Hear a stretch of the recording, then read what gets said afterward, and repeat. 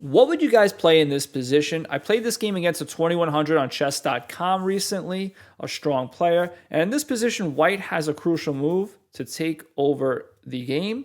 It's not a hard move to find if you think about what white's trying to do. Anyway, I played this game like a 2600 and with a 95.4 percentile accuracy rate. There you go. So I'm not lying. Just to show you guys that this game is very accurate and very instructive. So I think we can learn a lot from it. I'm not just bragging, I promise. Maybe a little bit. But anyway, let's start from the top. And let's go to the game. And we have the Caro-Kann mainline variation. So this is theory right now. If you want to know the theory, this is not the video for you. You can look at my other videos or someone else's videos on the Caro-Kann, but we're all playing Caro-Kann. We're playing theory here. You just have to trust me. Okay, bishop d2, bishop d6. I can castle kingside or queenside here. I choose to go kingside. He plays h6, which is excellent. It stops bishop g5 if I wanted to go there, or knight g5 at some point. Not that I wanted to go there, but it stops it. I play rook e1. Now just notice I'm developing, I'm getting my last piece into the game, and he castles, and now I prepare to double my rooks on this open file. And I call it open file because I don't have a pawn there. In chess terms, technically they call it a half open file, and if black doesn't have a pawn there, it's a full open file. But I just consider open file anything where I don't have my own pawn blocking my rook. And also, I'm right. It's my opinion that I'm 100%. It's 100% fact that that's really what an open file means. Just not having your own pawn in front of you. But whatever. Anyway, I play rook e1, so I double my rooks on the open file. My opponent plays rook d8. Again, very good. I left up the bar, the evaluation bar, just to show you guys, when we're playing well and when something goes haywire. But we're both playing very well. It's expected. A 2100 versus a 2200. We should be playing well at this point, or else I don't know what we're doing with ourselves at this point. Anyway, he plays rook e8. Again, another developing move. Notice how both players develop all their pieces. They don't just lunge forward and attack like animals. We're not crazy, right? Well, maybe we're crazy a little bit, but we're not attacking like crazy people, right? We're just developing all our pieces and coordinating some type of attack when the time is right for it. Here I play a nice move, knight e5. Even though the computer's like, it's a slight inaccuracy, you went up like 0.2 of a point or something like that, whatever that means. But if he takes, basically, that's bad because I'm winning the game, because I'm forking. Also, if he takes with the bishop, that's bad because he got rid of his good bishop. I got more space. I'm attacking the knight. The knight has to come here, whatever it goes. I push it back forward. It goes back down. And anyway, I have space, and it's pretty good for me. So not taking is best. Now, I saw that c5 was the best move, actually, during this game, and the computer says, you're right. It says, Jonathan, you're right. c5 is the best move. Now, it's the best move, and I think it's pretty obvious because I really can't take at this point because I lose my knight. So that's bad. So if I do something else like nothing, let's say I just move my king over, let's just waste a move, then he starts undermining. Oh, I can't even take back because I lose my queen, so I just lose a pawn. So for that reason, I would have to get my knight out of this good square, and he can play whatever, rook d7 or even knight d7. I think that should be fine, and the game continues. So we had to play c5. And to show you that I knew c5 was the best move, I'm not just saying that after the fact, my next move when he didn't catch that was, what's a good move if you think c5 is the best move? b4.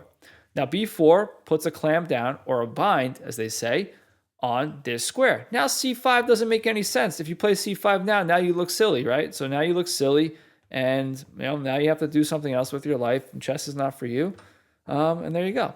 So he didn't play c5. He played bishop takes, which is a mistake technically, right? A lot of times it's hard to just chill and just work around the position. We kind of like jump the gun, so to speak, and we just want to get rid of that knight. That knight's giving us problems, so he gets rid of it.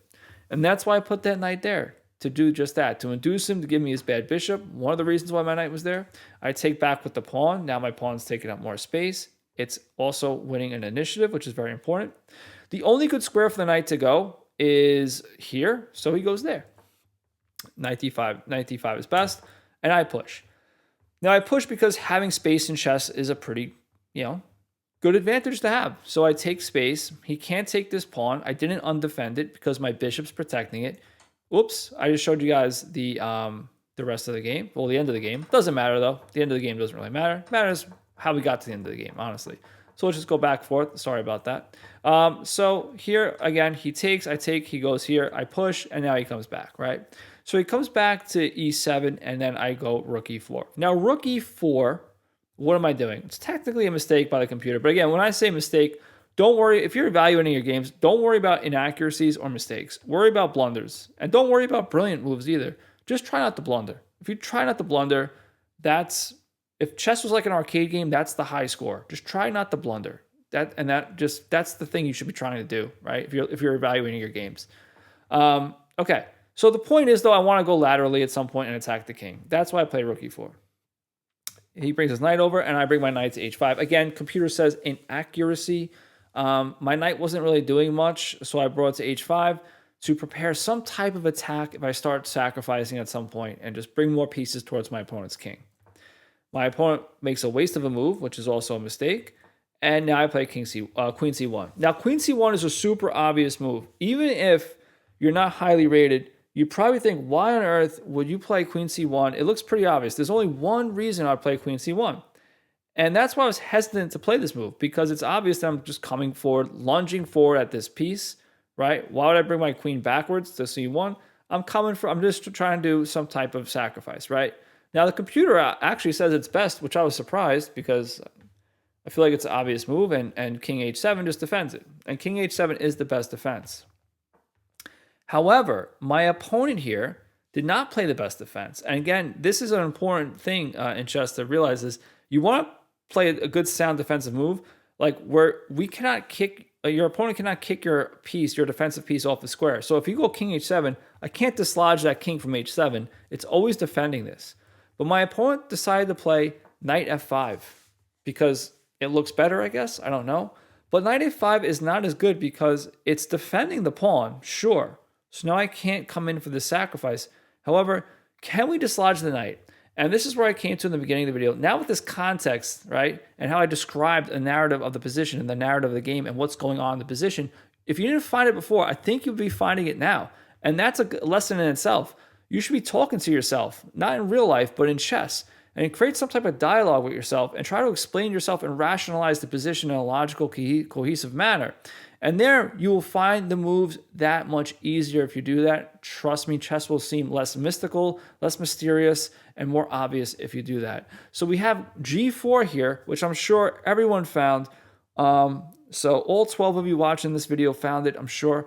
So now what happens? I'm dislodging the knight. Now he doesn't want to go backwards and say, oh, I made a mistake, because he's 2100 and just let me do what I want to do. He's like, yeah, I knew you were going to do that. Sure, I knew you were going to do that. I'm going to come forward. And I'm going to come forward. It's actually the best move, but not for the reason he thought. So he's coming forward and he's like, yeah, if you take, I'm going to check and take your rook, and I have attacks too of my own. Now, here's where another lesson within a lesson in this game is going on here. This is important. You can have all the theory, chess theory, knowledge in the world, but when it comes down to it, the meat and potatoes of chess is tactics. And you have to be able to calculate, because that's when chess gets real. Also, I want to apologize to my opponent for putting amateur hour up there. I'm not calling him an amateur. I was just streaming and I put amateur hour up there, meaning like I'm just taking all these random challenges from people, and like I'm not taking them from grandmasters or anything. So I have amateur hour up there. It's just the name of one of my streams. Again, no disrespect. I'm not calling a 2100 an amateur in any way, anything like that. But anyway, so my opponent, like I was saying, tactics is super important. We have to be able to calculate. We have to be able to see the reality of the position. Like, we can see it in theory, but if we miss a tactic, we miss the calculations, it doesn't matter. The tactics is everything. And this could look good, but it's not good for him in this position. So I go forward and I judge that I can take and still sacrifice the piece here, which the computer says is, quote, brilliant here. Now, if he takes back, this is bad for him because he gets mated in 2 moves, and that means he lost the game, so that's bad. Now he decided to take the other route. He went knight f3, and I'll show you what he should have done. Now, knight f3 is bad because I just slide my king over. I'm just trying to get out of checks. It's the only thing I'm trying to do here, is just to get out of checks in the future. So now, if he takes, again, what do we have? Checkmate in 2, so we can't do that. So he decided to take the rook. And now he felt like, hey, I'm doing all right here. And I know why he thought he did all right here. I know. This is why calculation and tactics is so important, because this is what separates 2200s from 2300s and 2300s from 2400s and etc. It's actually calculating and actually taking the truth in the position and seeing further than the other person. And it's pretty much as simple as that, and evaluating it. So I check here. So my opponent thought, yes, it's okay. I'll just play king h7. And then when I come here, okay, no big deal. I'll play king g8, which is what he did. And now I can't throw in this checkmate because the knight's here. So, I got him. But what he didn't see, which is understandable because it was moves ahead, and it's hard to see this moves ahead when you're calculating so much other things, but the knight also comes in here to f6 and delivers checkmate, and you can't take the bishop, and the bishop covers this square, and this square so does the queen, and that's why it is checkmate, and that's how the game ended. Anyway, hopefully you guys found that video instructive and helpful. If you did, check out this video. I'll catch you guys next time. Go play some chess.